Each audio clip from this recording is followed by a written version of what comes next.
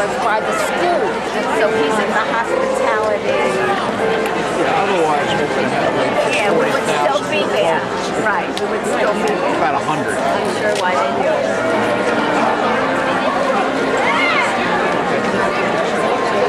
Thank you, Master Sit. Very nice. Alice, happy birthday. Say I'm sorry, I'm so overwhelmed by all the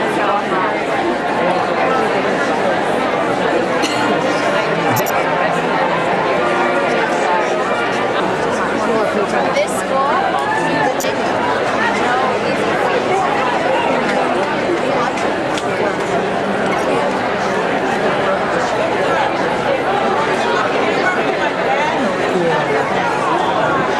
winter might be a little harder up here this morning. 2 hours and 15 minutes. But maybe not.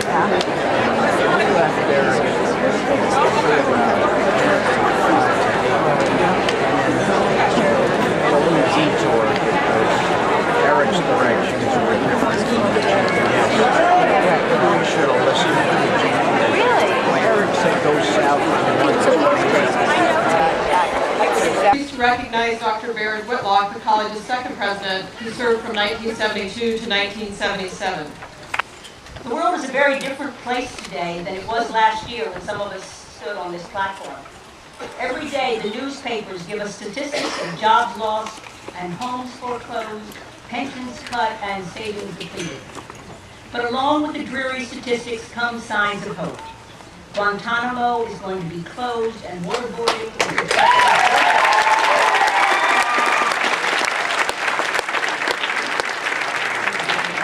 harmful environmental regulations are being rolled back, and the president is beginning to restore our image abroad.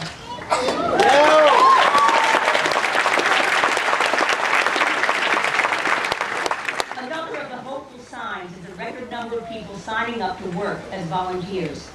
My age group seem to be volunteering in local communities.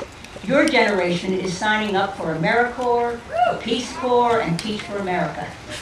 Many high schools have service learning programs, so most of you have probably had some experience doing community work. What I would urge you to do after you graduate is to volunteer to do something big and bold. Every person I've ever known who has volunteered to work in some other country or some other part of our country say their lives have been transformed.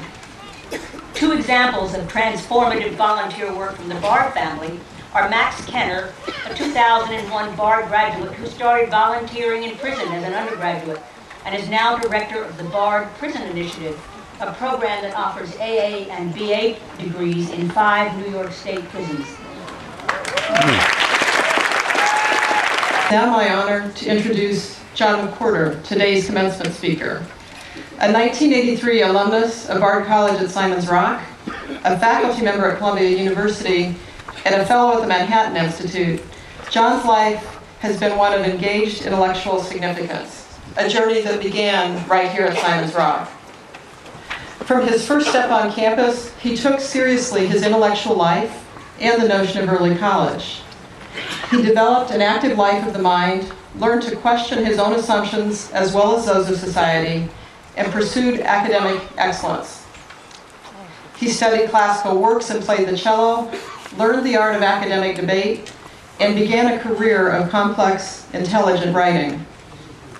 After earning his degree at Simon's Rock, he went on to secure a doctorate in linguistics from Stanford University and then received an appointment at Cornell. His work as a linguist explores with joy and curiosity and insight the evolution and the power of language.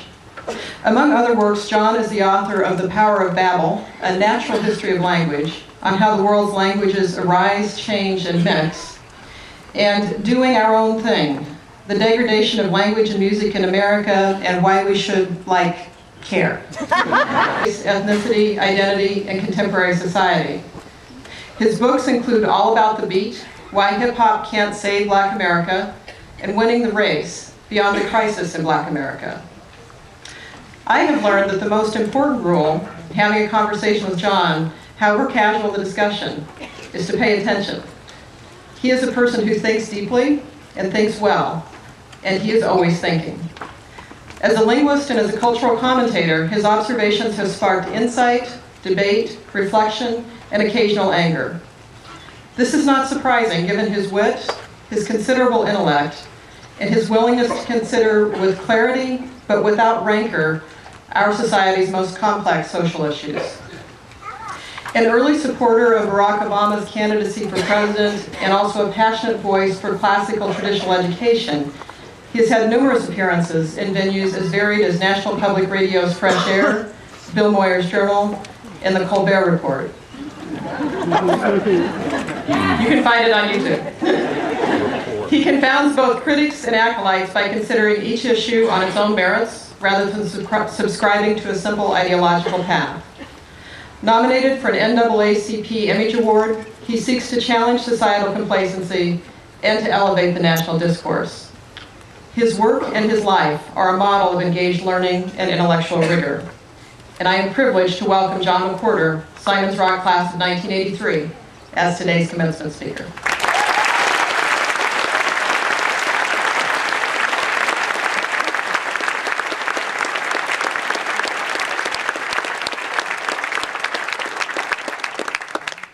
I want to thank Simon's Rock for having me here to speak today. It's been such a long time. What a beautiful campus this is. I don't think I noticed that 26 years ago. But I wanted to give a short message because I think at these commencement addresses I'm supposed to give advice. And at 43, I suppose I'm supposed to be the age where I can give advice to younger people. So I'm going to try. Here's a little bit of advice. In Lithrodonto, in Cyprus, they make these jugs, and on these clay jugs, there are these lumps. You put 2 lumps on a jug. That's considered decorative. Now, if you dig into the ground in Lithrodonto, in Cyprus, and you go back to the stratum that represents 500 BC, then you find that the jugs are in the shape of a female person. It's the same jugs as today, except it's clearly supposed to be a woman. And where the lumps are on the jugs today are something in between the woman's neck and stomach. That's what it is in 500 BC. Now, if you ask one of the jug makers today in Cyprus, why do you put those lumps on? Then they'll tell you, we don't know. That's just what we do here in Lithrodonto. A jug has lumps. And clearly, what has happened is that over the years, what started out as a very concrete gesture, this sort of double decoration that you would put on the jugs, has just become this kind of gesture, and it's been imperceptible, and now people just do it. So, nowadays, it's just a gesture. It started out as something concrete. Nobody knows why. That's a general process. I'm not going to bore you with why a keyboard today on your laptop has the QWERTY letters. But if you think about it, it makes no sense whatsoever.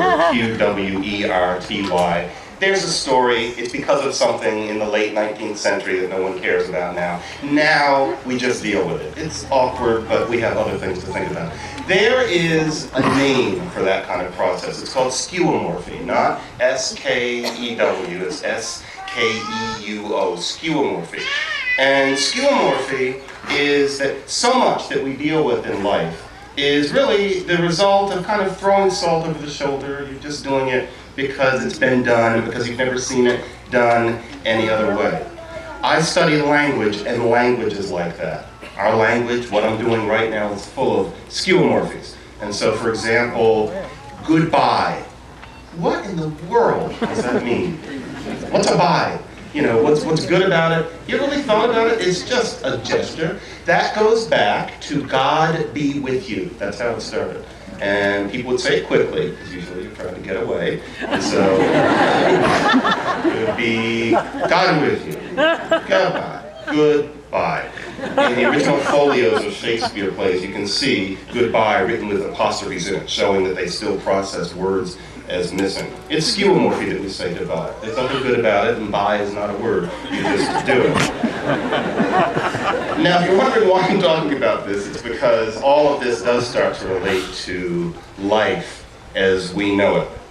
Here's an example. On this campus in the spring of 1982, Larry Wallach, the music teacher, did this wonderful course. It was on music, and there were 3 mini courses within it. One of them was on Don Giovanni, the opera. One of them wasn't. I don't remember what that one was. And the third one was on Scott Joplin. Specifically, it was on Scott Joplin's opera Treemonisha. In the early 80s, the country was still coming off of a ragtime fad that had started with the 1973 movie The Sting. So this was the tail end of that. I didn't know about ragtime, I didn't care about ragtime, but all of a sudden, we're listening to these Scott Joplin. There was a device we used to listen to music back then, it was called an LP. So we were listening to that. And I thought this stuff was just dandy. You could get a great music education at Simon's Rock then as you can now. I played cello and playing stuff that was over my head, and it was fun, and you got to do that because there were only so many people on campus. It was wonderful. Cello is still in my closet. But the point of this is that there was this ragtime. I went crazy over it. I don't know if it exists now, but down in the classrooms, one of the rooms had an upright piano. For some reason, on the stool, there was a book of Scott Joplin's rags. All of them, most of them. I don't know whose book that was. I kind of acquired that book. Still have that book. Playing from it the other day. We all do. And so I got into ragtime, got my AA, did this. I don't remember I don't remember anything, but I know that I did do this, got my AA, and then I went to Rutgers, and I was the guy who was always downstairs playing the piano in the dorm. And there was a guy who liked that sound because it reminded him of Broadway music. He was into Stephen Sondheim. And he and I became friends. And then he found out that in New York, there was a bar where they play Sondheim and show tunes all night. And he said, well, we've got to go to this bar. And that didn't sound like much fun to me, but he really insisted on it. So one night we went up to New York and we went to this bar. I liked it. He was bored immediately. I thought this bar was fantastic. That was 1985. And anytime I went to New York after that, I would keep going to that bar. Moved to New York in 2002, went to my bar. There was someone sitting next to me. She kept talking to me. I didn't understand why. After a while, I started to enjoy it, and now she is my wife.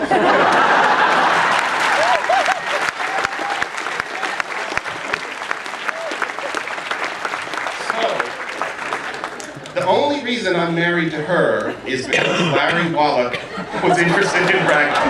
Yeah.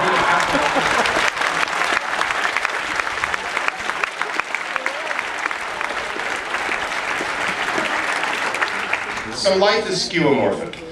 And if you look back on your life, so much of it is that. Remember at the end of freshman year, you've got your friends. And then you think back, why am I friends with Caitlin? Where did I meet Justin? Why am I friends with Brian? Or, and you think, well, it's because we were in this class, we ran into each other, we were both sick one day, or something like that. It's often chance, and you can't really help it. But I do worry sometimes that it's easy to let your whole life be a skeuomorphic. I know people who, their entire lives are just based on chance things that happened to them while they were just sort of banging around. And I've been trying to not be that way. And part of the reason is because I've been teaching at Columbia lately as an adjunct. They pay me so little, I can't even pay 1 month of my mortgage on the whole year's pay. So I'm really only doing it for the love of it. And I'm teaching the great books. And John Stuart Mill had a quote that struck me. I put it on the final exam. He said, precisely because the tyranny of opinion is such as to make eccentricity a reproach, it's desirable in order to break through that tyranny that people should be eccentric. Now you can't be eccentric all the time, it's annoying. But the truth is, you should try to do something different, just once. And I don't mean going on a hike in Bhutan for 2 weeks or something like that. I mean a real choice about your entire life. And often, I find that the things that help you avoid the skeuomorphy are things that are hunches, kind of like your first answer on a test is right, or Malcolm Gladwell's new book, Blink. It's usually something kind of sudden. Like for me, for a long time, my hunch, and I'm glad I didn't follow this one, you don't want to follow all of them. I wanted to be the neighbor on a sitcom. That always looked fun. Not the star, because then you have to work too hard. But I wanted to knock on the door and come in and say things. It didn't happen, because I can't act. Is the problem. On this campus, I had a roommate who dragged me into his production of The Importance of Being Earnest. I forget why. It was at The Ark. I guess now it would be at Daniel. I don't know how these things work, what it is, but it was at The Ark, and that's where things like that were done. And there's a picture of me in the Berkshire Eagle then, and it's clear that I couldn't act, so I didn't do that. But I did do this. I was studying languages, and when you're taught about languages and you're supposed to be a language scientist, there is it's a truism. You're told that all languages on Earth, all 6,000, are equally complex. It's not just that all languages are complex, which they are, but they're all equally complex. And that didn't ever make sense to me. I would teach that. I wrote papers claiming that. But it didn't feel right. It felt wrong, and an undergraduate would ask me about it, and I would say that that's the way it was, and I'd always feel a little bit soiled, because I just knew that that was not true. And if any of you have had German, for example, silverware in German. And so, what is it? The spoon is a man, and the fork is a girl, woman, and the knife is neither one of those things, and you just have to know. You know, we don't have anything like that in English. German is just harder, and it's not just because it isn't English, but if you can actually compare the two, it seemed to me that some languages are more complex than others, and there's a reason. And so I went on a hunch. I thought, instead of being a linguist and studying the same stuff everybody else does, why don't I have a little fun and start saying what I think everybody knows, which is that some languages are harder than other languages, and that there's a reason. So I started saying that. And, you know, it might surprise you, it makes some people angry in the world of linguistics to say that. I mean, viscerally angry. It's like, you're not a good person if you say something like that. And I knew that was coming, but to tell the truth, at least it wasn't skeuomorphic. There's no chance reason. Like, I didn't decide to start studying that because I went to a piano bar. I didn't decide to start studying that because I happened to have a plaid pair of pants or something like that. It was really just kind of taking a leap. And you know, I wasn't alone. After I started saying that, people started joining in. There's now a whole school of thought. A lot of us came to this together, and now we work on it. The School of Language Complexity. It ends up leading to new things. There's an island called Flores. Flores is the size of Blodgett. It's in Indonesia. It's so small. 2.5 people on it. And I was looking at the languages around the world and noticing that some of them were strangely simple. This was just part of my research. For some reason on Flores, there are these languages that have many fewer of the bells and whistles than we expect. And so I was kind of dipping around with that. This is 2004. Then it turns out that there are remains dug up in a cave in Flores of these little people. It's these hobbits. If one of these hobbits were standing on this podium, they would really only be about that high. And yet this is in the modern era. Nobody had ever found anything like this. They're not children. It's pretty clear at this point that they're not deformed in some way. It's a new species of human being.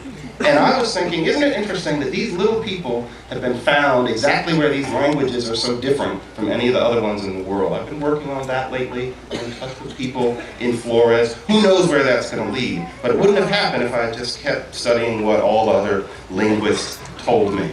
That has led to an interest in Indonesia.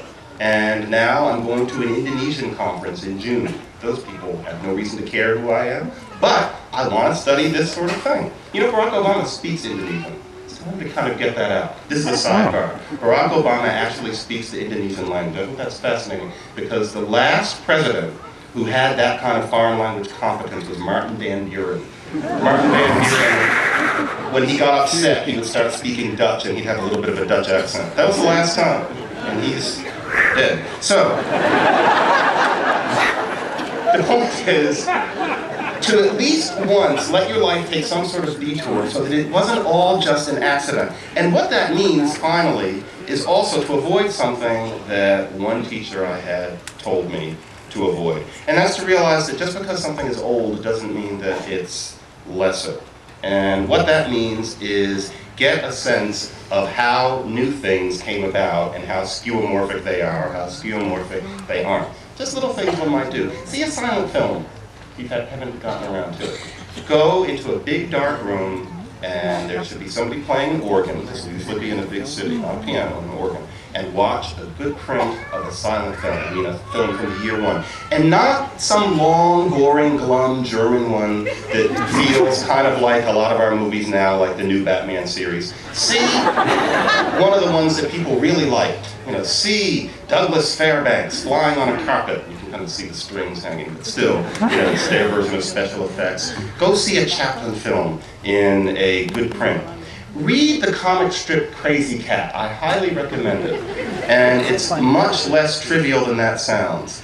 It's about a gender-neutral cat that walks around on, it's bipedal, and you don't know what gender it is, but it has an Ellis Island old Yiddish accent. There is a mouse named Ignatz, and Ignatz likes to throw bricks at Crazy Cat and knock Crazy Cat out. Crazy Cat really enjoys this, and Ignatz is really dedicated to it, and they make dates to do it. Ignatz is married with children, and nevertheless he's doing that. Then there's this bulldog officer who's in love with the cat. Although you don't, it's insane. And it's from the teens and the 20s and the 30s, and it's this strip that just goes on and on and on. It makes no sense, it's surreal, thoroughly enjoyable. You should read that as well as Dilbert. Or,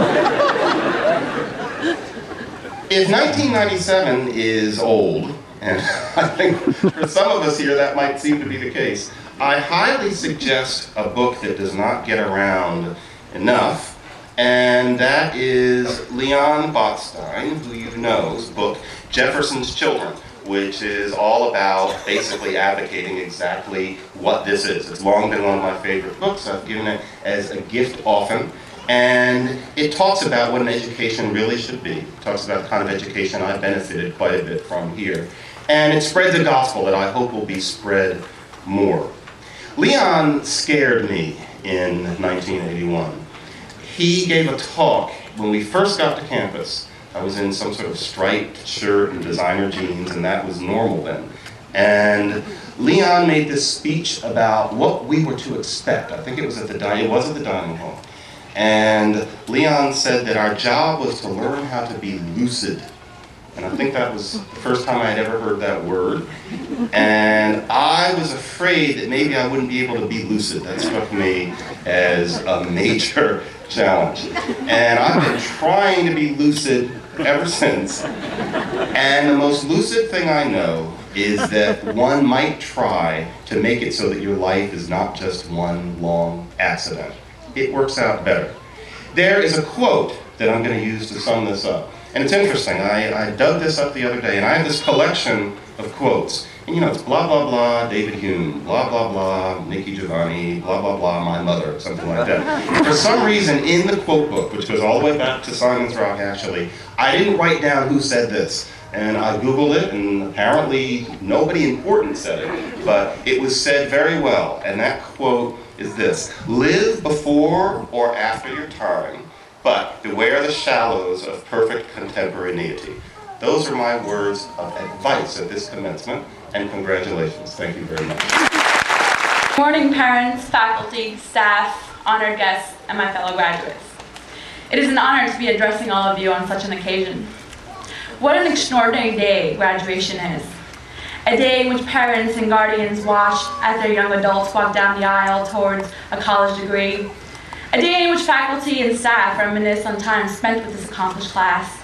And a day that, though seems a bit surreal to my fellow graduates and I, marks the exciting beginning of the new chapter of our lives. As graduates of Simon's Rock, we have learned to think critically and actively, to communicate with clarity, and to work together in a diverse and complex environment. Nelson Mandela once said that education is the most powerful tool which you can use to change the world, and that is certainly the case for the education here.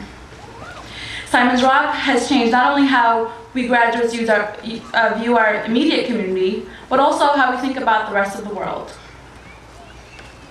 In a world where people are judged and misunderstood by their appearance, their roots, and their background, it is important now more than ever to understand and appreciate everyone as individuals, shaped by the people and the world around them. The education at Simon's Rock has been geared towards such understanding, and I hope that we all make use of such a powerful tool. I was born in Iraq and lived there for most of my early childhood. Because my parents lacked the means to raise me, my grandmother, whom my affection called Nuna, offered to raise me. Nuna knew the value of education bringing about change. She used to carry me on her back to and from elementary school in the winters of Iraq because she couldn't afford to buy me winter boots. I often felt guilty, especially since I was a chubby kid, and insisted on walking through the thick layers of snow so she wouldn't hurt her fragile back. But my grandmother was just as stubborn as I was and carried me anyway. She said that the pain from her back was worth it as long as I got an education. I didn't understand it then, but now, after years of schooling and halfway around the globe, I appreciate her sacrifice more than ever. Even with my durable boots, the winters in Great Barrington are still very, very long. When I make my way across campus through piles of snow, I often think of my grandmother and the faith she had in education. That is the same faith your families have, fellow graduates.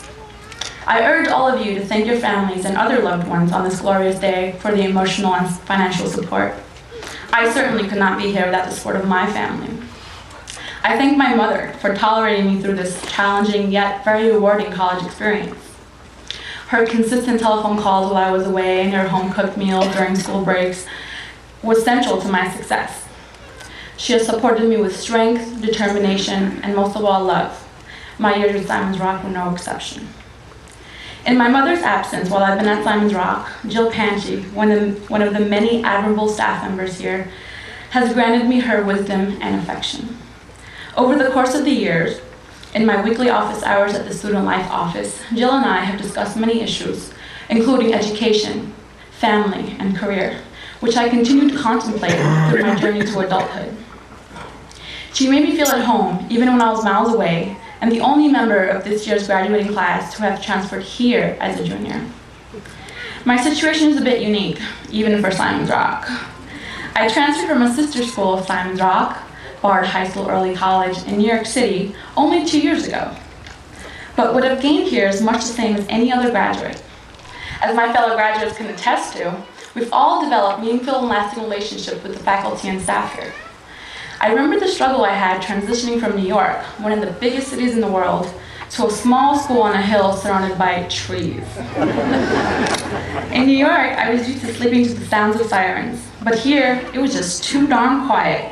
I couldn't sleep for the first few weeks. When I communicated my dilemma to Don Roeder, my microbiology professor my first semester here, he suggested that I listen to music as I went to bed. After taking his advice for a few days, I began to sleep soundly. With persistence and great mentoring, I persevered.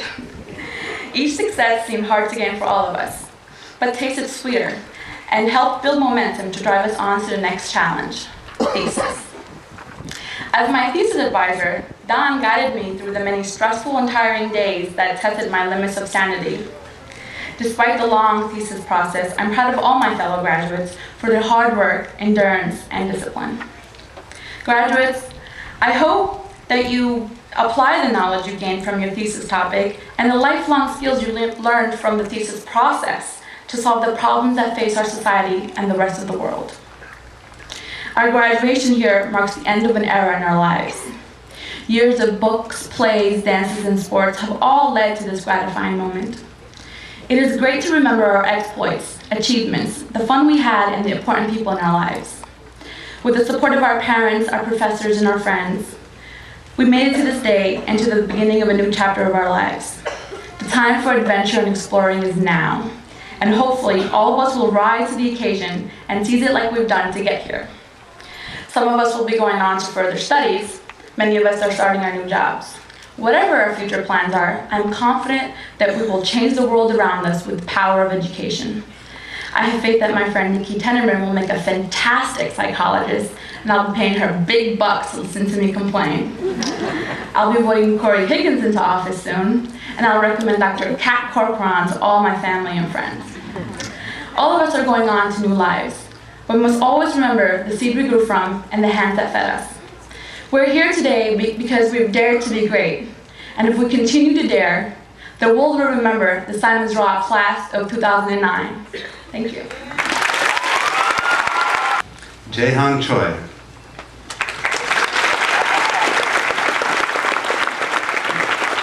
We have something for you.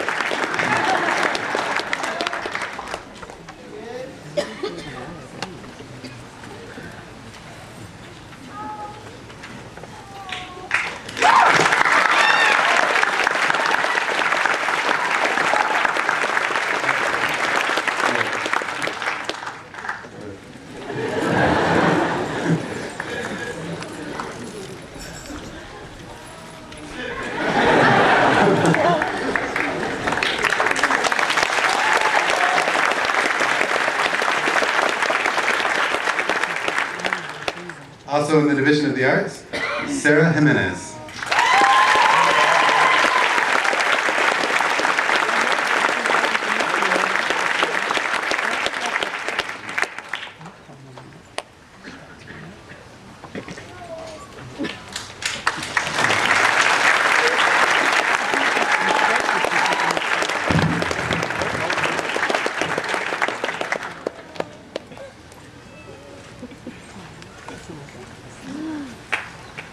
For the BA candidates, Rivka Borak.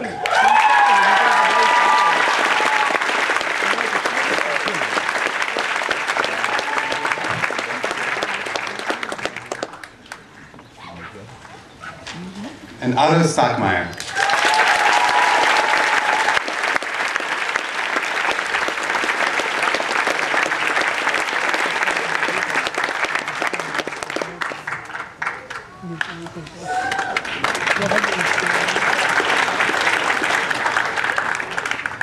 In the Division of Languages and Literature, AA candidates, Matthew A. Christian.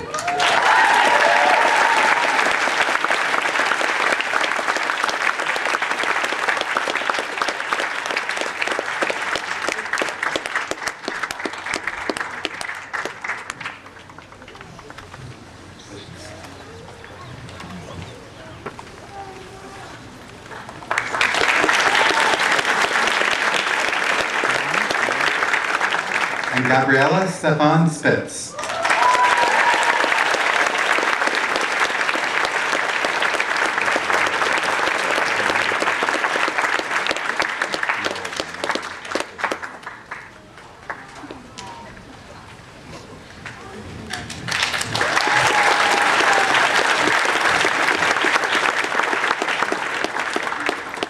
For the BA candidates, Elizabeth Ann Grobel.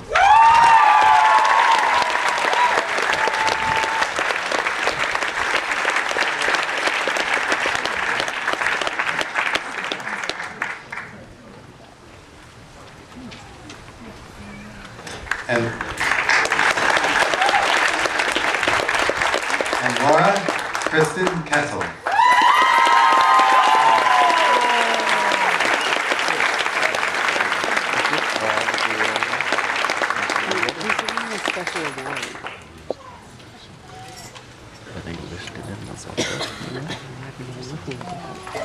Commencement exercises have a similarity to them, and they derive in part from the ecclesiastical traditions of American colleges in the 19th century. And for some reason, they believe that at graduation, just before you get your degrees, there's one last chance for you to learn something. This was a terrible mistake because nobody ever remembers what anybody says. At graduation, I think John did as well as anyone can reasonably expect to make himself remember.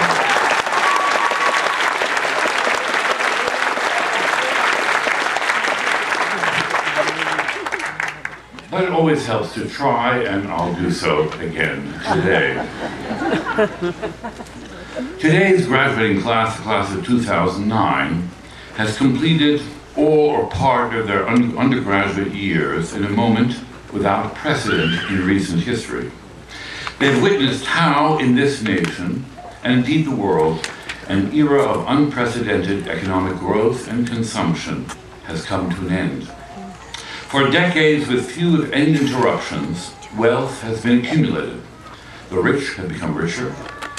And although the gap between the rich and the poor widened, the expansion of wealth appeared so fantastic that even the poor began to harbor dreams of prosperity and comfort.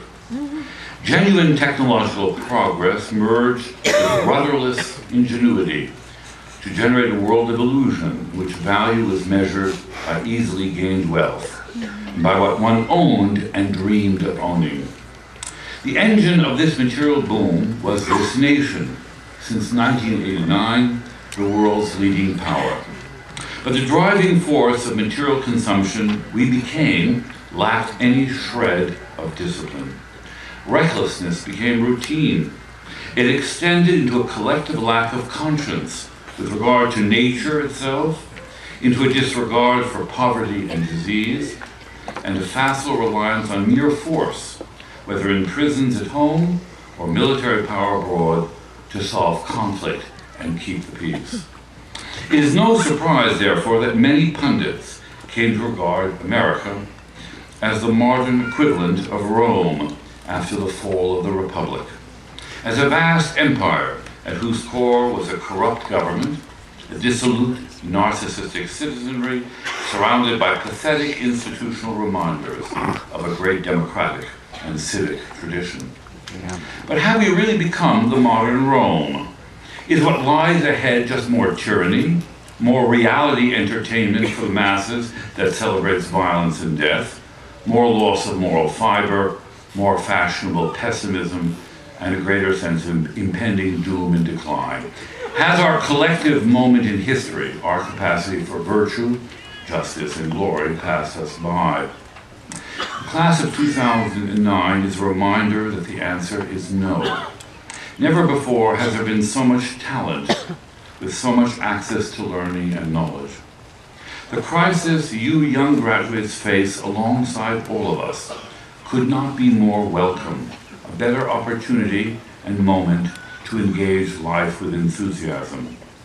The pain of today's economic stress is not cause for fear, but a signal to make real that which is possible, to refashion our world, to stem corruption, and to reclaim not only freedom, but virtue. We all too easily speak of hope, but hope is no more than the obverse of fear. The more we hope, the more we fear that our dreams may not be realized. If you, the class of 2009, are to take full advantage of the massive and systemic crisis we face, discard both hope and fear. Indeed, the wisest of the Romans from the 1st century AD has something to tell us. Perhaps if we can take the advice not taken 2,000 years ago, a way forward can be found. At the end of his career, Lucius Annaeus Seneca, well into his 6th decade, in 65 AD, wrote a series of letters filled with advice to a young friend. In the 23rd letter, he counseled his young correspondent not to be goaded by hope. For hoping, he argued, is merely an expression of insecurity. Rather, he counseled, learn to feel joy. But for the joy Seneca had in mind was not a cheerful one. For Seneca, filling one's life with joy demanded that one cast aside and trample underfoot all those things that glitter outwardly and are held out to you as obtainable from one another. Look toward the true good and rejoice only at what comes from your very self, the best part of you. For Seneca, true joy came from virtue. Virtue came in turn from knowledge, and action in turn from that knowledge. Joy was acting in the world to combat evil with wisdom, with friendship toward the whole of humankind. Joy was not mere pleasure, for pleasure not kept within bounds led only to the abyss of sorrow. The hallmark of Seneca's advice in the 23rd letter, which I pass on to you today, was distilled into the phrase, "Mi crede verum gaudium recevera est." Believe me, true joy is a serious thing. True joy for Seneca requires the capacity to endure pain and poverty, to exercise the discipline of the mind, to reach inside, to live a life measured by how much greatness and good each of us can achieve by the use of our intellect and imagination. That phrase, true joy is a serious thing, verum gaudium recevera, became the motto in the late 18th century of one of the great civic musical organizations in all of Western history, the Gewandhaus in Leipzig, an association of free citizens devoted to the making and teaching of music.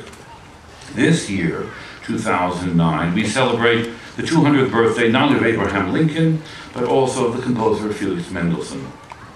It was Mendelssohn who led the Leipzig Gewandhaus to greatness. He was persuaded that making music at its highest level was more than an act of pleasure. It was an act of civic virtue, an antidote to hate and violence, a constituent of wisdom. Every singer, instrumentalist, student, and listener who entered the Gewandhaus Hall saw the motto of Seneca inscribed above them. Mendelssohn knew that in art as in life, it is the rigorous enthusiasm of tireless thought, contemplation, and work based on love of beauty and truth that brings true joy. The education you have received here and the acquisition of knowledge that I hope each of you will pursue in the years ahead has offered you the privilege to lead a life of thought and virtuous action that can usher into being a new world out of the ashes of the old. Let us join together to make that world one in which our sense of worth is no longer measured by glitter and wealth, but by justice and truth.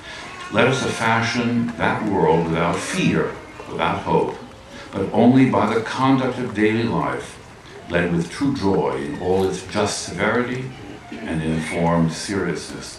Congratulations to you all.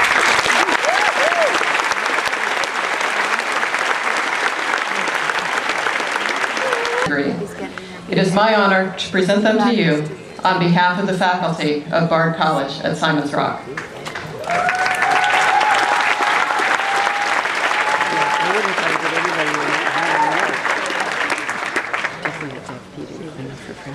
Upon the recommendation of the faculty to the Board of Trustees, and by its mandate, I confer upon you the degree of Associate in Arts in course with all of the rights, privileges, and honors and responsibilities thereunto appertaining.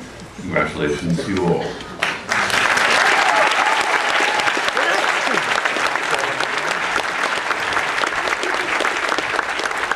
You may be seated.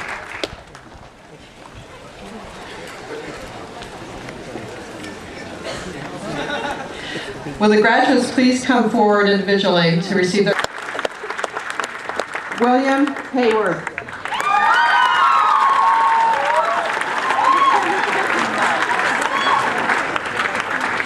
Danielle M. Kinnock.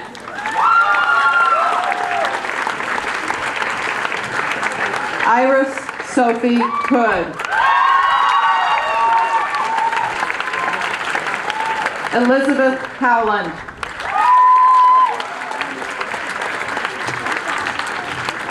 Itohan Ihasa.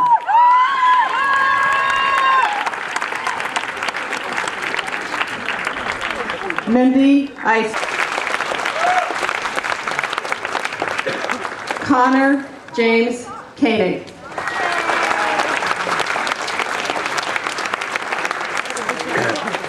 Karen A. Lee.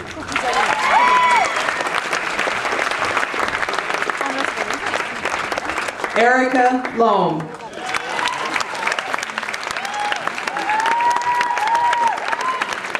Lindsay J. Longway.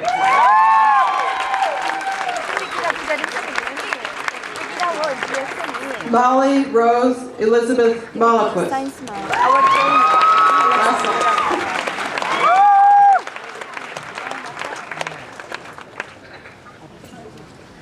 Colleen Marshall.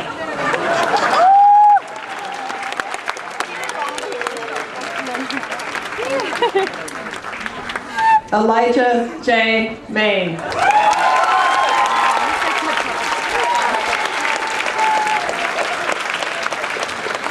Connor Wright Marston.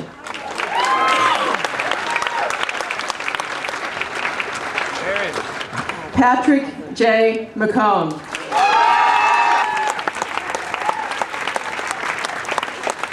Shanoa Pellegra Murphy. Sarah Meredith Piper Goldberg.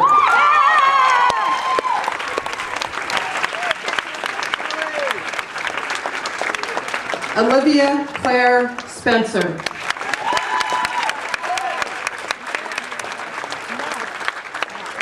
Gabriella Stefan Spitz.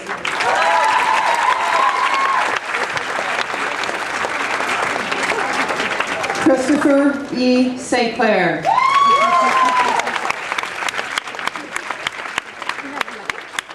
Alexander Stratman.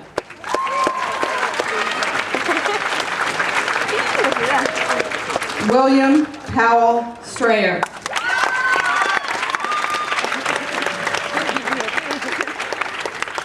Erin Leilani Swift.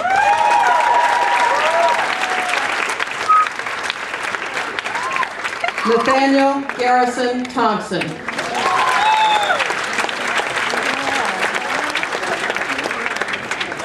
Emma Tucker.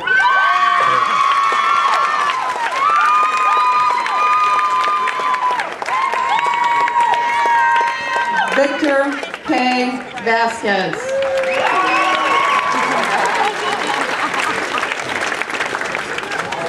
Morgan W. Vineyard.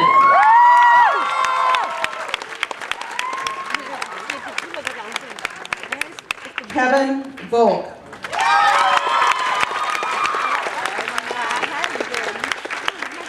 Stephanie Gaynell Waldo.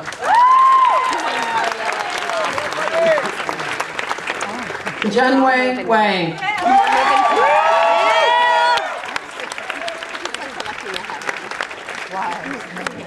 Kinley Wagmo.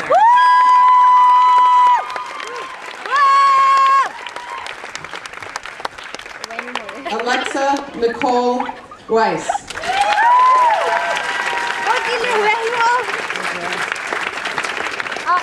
Peter Whitesell.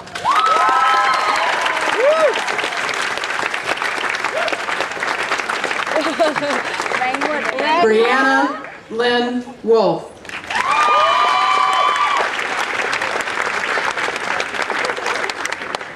Jihan Senai Worthy.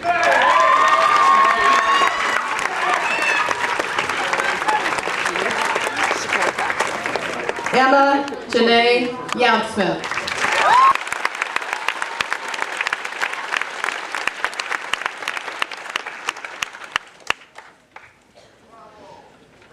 I also would like to thank Mary Marcy and Sam Runkoff, who run the place on a day-to-day basis and actually make what otherwise would be completely chaotic plausible. So I want to thank both of them.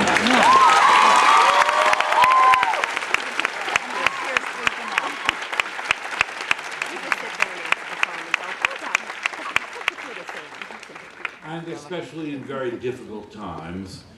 This is not a public institution, but a private one, and without the support and dedication, loyalty of the Board of Overseers, includes not only its chair, Emily Fisher, but a member of the family of the woman who founded this institution, Elizabeth Blodgett Hall. The program, each student is listed alphabetically, but he or she has several things listed under the name. One is a senior project, which takes up 1/4 of the senior year. It is the end point at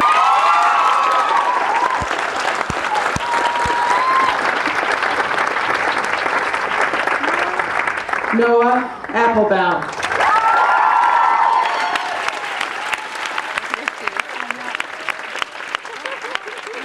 Jamie Freda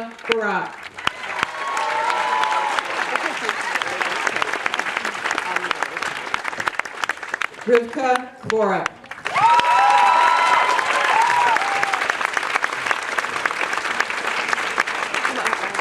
Laura Wen Yi Chung.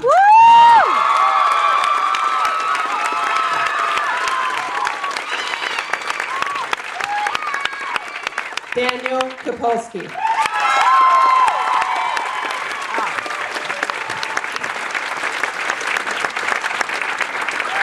Katie A. Corcoran.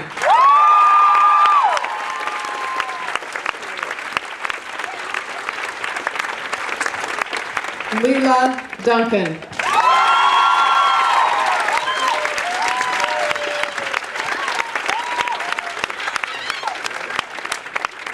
Brendan F.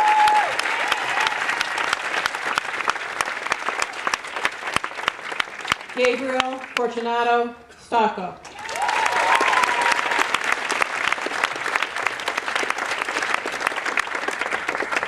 Burton Julius Geisert.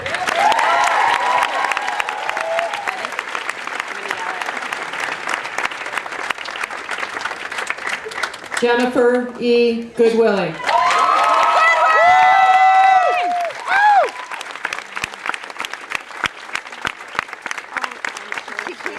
Christopher Lee Grace.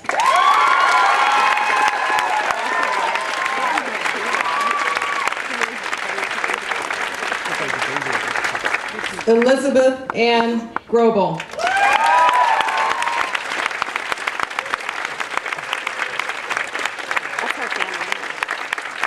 Donald James Hartwell.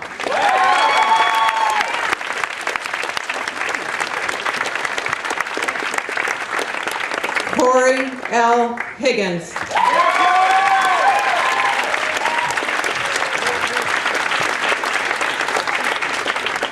Christina Horton.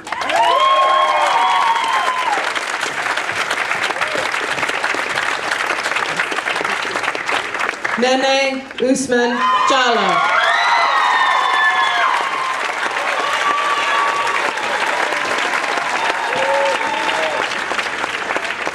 Laura Kristen Kessel.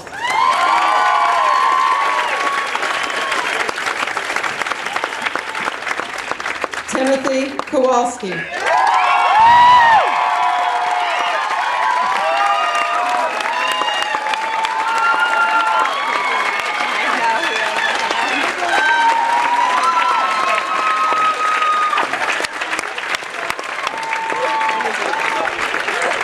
Benjamin Lai.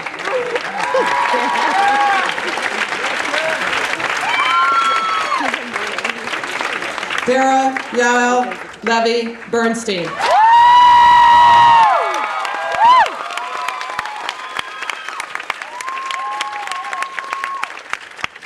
Jessica Lee.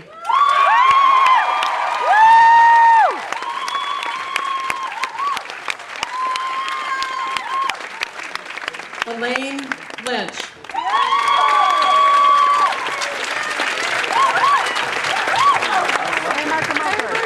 Harry Gus Marker.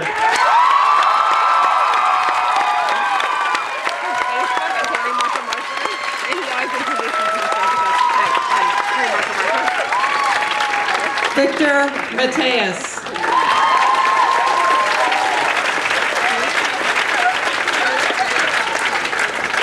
Jacob A. Meyer.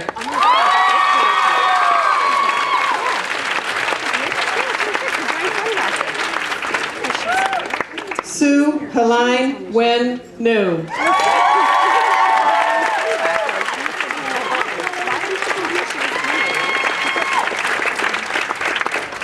Pugh Ninh Niang.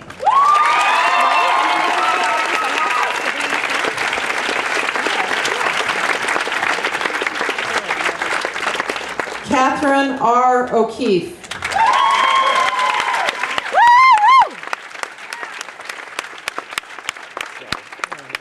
Sarah Emily Perkins.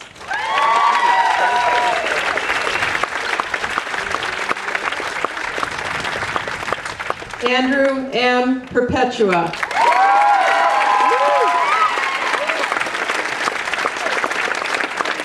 Noah Cassettis.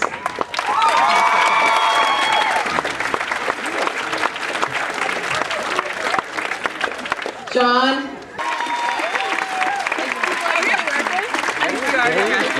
Erling Thompson.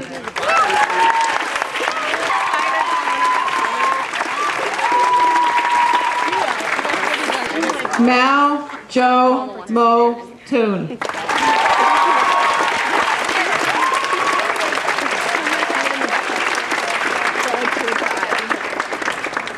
Francis Guy DeVito Whitesell.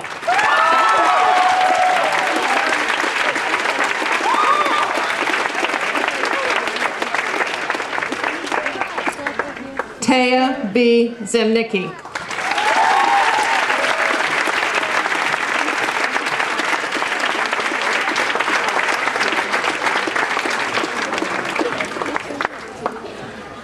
Mr. President, faculty, parents, and friends, please join me in recognizing the Bard College Simon's Rock class of 2009.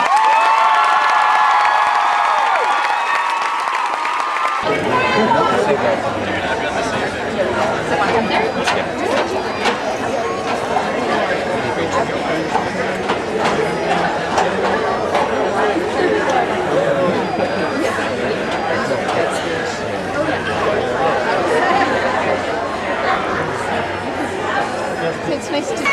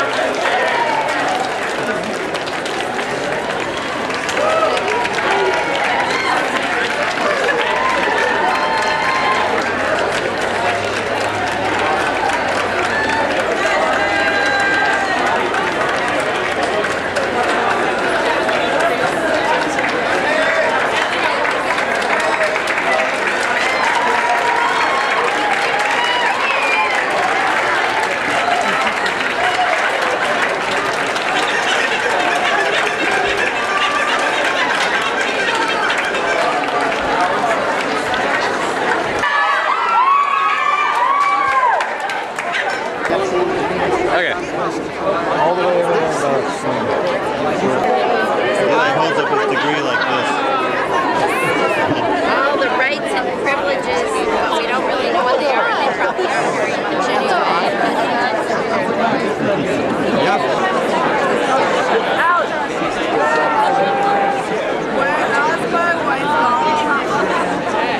Hey Chris. Hey Chris.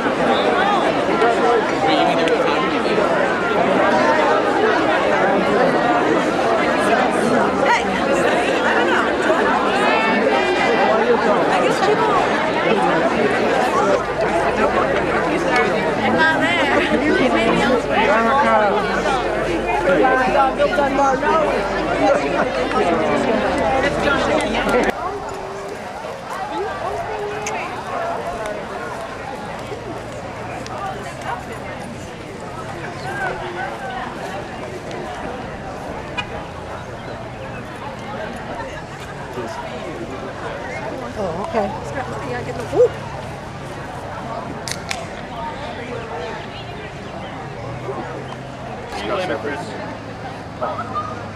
You're my best for tonight. I will do so. So now we've mapped out your future, they'll tell you that. Oh, okay. Glad that somebody knows more than us. And your father said he hasn't got the second half of the thesis. We'll have found a copy. Pleasurable experience. It's a nice little house. And A you little can modular. see Peter's dormitory room too. That's exciting. Yeah, isn't it, Yes. Peter? It is kind of neat. Hey, Peter, did you see Okay, where but what Maggie about, went? are you, No, I 'cause I did still wanted bring to go some things, but it swimming. might not be that Maybe she interesting. went. This is We'll like, it's listen so to hot and carrot and humid. celery sticks. But I can't believe she didn't say anything.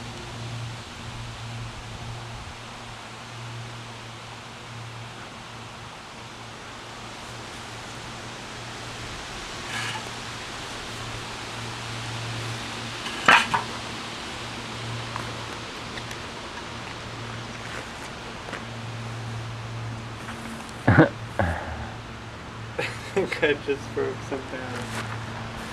Oh, yeah.